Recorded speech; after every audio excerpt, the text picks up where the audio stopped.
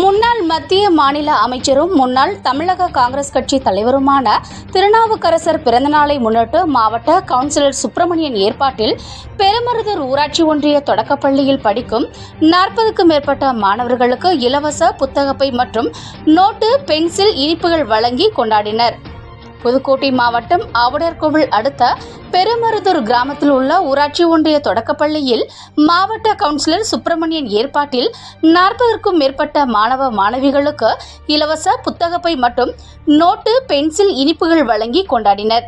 இந்த நிகழ்ச்சியில் பள்ளியின் தலைமை ஆசிரியர் மற்றும் காங்கிரஸ் கட்சி நிர்வாகிகள், பள்ளி மாணவ மாணவிகள், கிராம பொதுமக்கள் என பலர் கலந்து கொண்டனர்.